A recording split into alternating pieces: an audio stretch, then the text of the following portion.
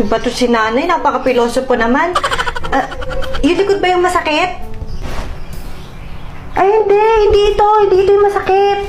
Yung pa ako. Kaya pala dito ako nakahawak eh. Diyos ko naman, Aubrey, umalis ka na nga.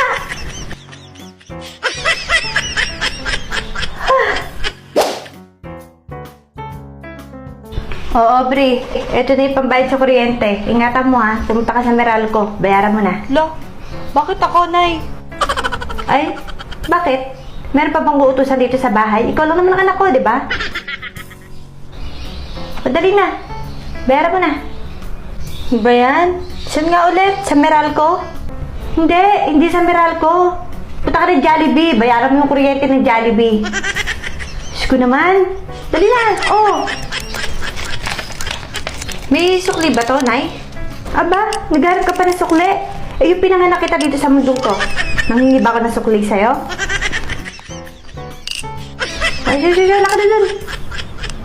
Ingatan mo yan, ha?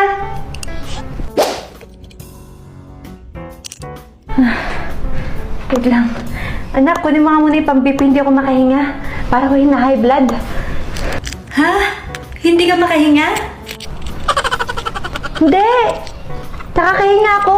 Kaya pala hapong-hapo ako. Diyos ko naman, kunin mo na yung pang-BP doon.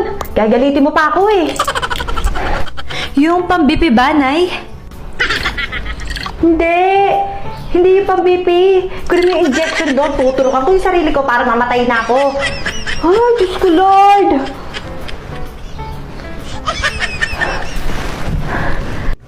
Nay, eto na yung pang-BP. Saan ko ba ilalagay? Sa braso nyo ba? Hindi. Lagay mo sa hita ko. Ipulupot mo yung BP sa hita ko. Diyos ko naman. Alam mo, sa'yo ako mamamatay ng maaga. Sa'yo talaga. Naninikip-tip-tip ko. Wait lang. Tubig. Kailangan ko ng tubig. Tubig? Tubig ba kailangan mo ng tubig, Nay? Anong tubig kailangan mo? Hot? Warm? Cold? Ano? Nay! Ay! Kailangan ko ng tubig si nanay.